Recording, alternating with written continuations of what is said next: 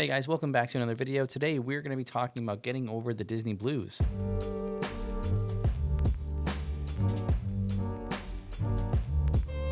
As you can see here, I am in a different location. Normally I'm at home, which I like being there. I have my little setup there, but it gets to be annoying to have to constantly go back and forth and put the lights up and blah, blah, blah. So this is actually my studio. I actually have a business company. I have a company with a friend of mine, Frank. We run a media company, and this is kind of where we work out of. This is where we do our podcasts and videos, and also people come by and usually use it and things like that. So anyways, that's why I'm at this location. I'll probably be doing more videos here, so get used to it, and I'll start making it look a little nicer. Maybe put some Disney stuff in the background, put it all over Frank's side there. But anyway, so let's get started here. So before we get started, I actually got some mail here, and let's go ahead and open it.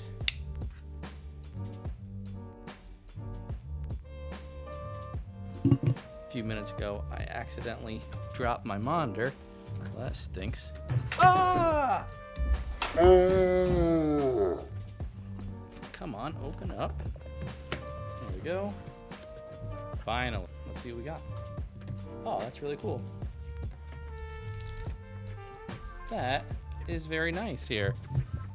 One of the things I really like about these magazines is that, as you can see here, when you open it up, it is actually, there are no ads, which is pretty amazing. I mean, I don't look at magazines very often, but if you open up any real normal magazines, there's always just ads on every page, but there's no ads. It's just articles, like exactly what you would want out of a magazine. So I can't wait to go through this. Very, very cool. Anyways, that's a nice little perk of being part of D23. You get these cool magazines. Anyways, okay, well, this trip definitely hit me hard with having the Disney blues afterwards. I posted like this, kind of picture. It was like a sad face Mickey, and I really had a hard time with kind of getting over my vacation. I definitely think that the amount of time I was there contributed to it, because obviously whenever you go down for your normal vacation, you when you get back home, you get a little bit of the Disney blues and you want to go back and things like that. But this time, going down there for over a month, it was definitely difficult to come back to reality, on top of the fact that there was snow everywhere, and it was kind of miserable and cold, and it wasn't good for me. So anyways, I figured I'd put this little video together on some things that helped me get over it. Number one is going to be listening to park music. I work at an office, so I kind of have headphones on all the time, and I'm constantly just on a computer. So listening to park music in the background is actually one of the kind of nice things that you can do to just kind of reminisce about being in Disney and things like that. I'll list some really good park music YouTube sites below. You can have them on. Sometimes I just put them on the TV and kind of keep them on the background, or my AirPods or whatever, and it's actually really nice. Number two, Instagram. That could be just like a double-edged sword, because when I came back, I actually stayed off Instagram for like a good week. I didn't go on at all because it just like made me want to be there, and I had some mild jealousy going on and all that stuff. But to be honest, like after the week, it was fine. Like I went back on there. It was cool to see the updates. I mean, Disney's one of those places where things are changing every day, so it's cool to keep up with that. And also just checking out different accounts. There's a couple of actually new accounts that I kind of discovered these past few weeks of really cool Instagrammers that constantly do stories. One of the things that I thought was interesting about being down there is I was really doing a lot of stories and kind of being in the moment. I didn't think I was going to be doing that, and I really, really liked doing them.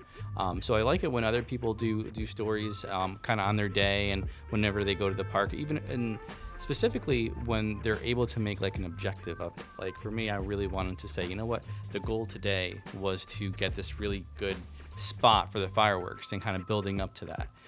Anyways, so Instagram accounts, following along with some of your favorite ones, discovering new ones. Instagram's a big one. Number three, going over all of the pictures and videos you took while you were down there.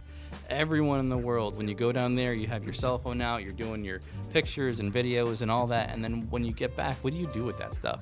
I mean, I have no idea. My wife just grabs more phones and gets more storage, and the pictures never really go anywhere. It's just on her phone for the time she wants to recall it.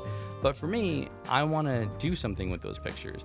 I take my camera out and I have like a bigger, DSLR, and I take nice pictures, or I try and take nice pictures, and I put them into Lightroom and I edit them, and I try to make them look as nice as I can. Even my cell phone pictures and videos, I go through them and really try and make stories out of them and edit them and then post them. At the very least, just upload it to a cloud service. I mean, just so you have it on there in case you lose your phone or something, then it's just there. So go over your pictures, clean out your phone, enjoy those memories.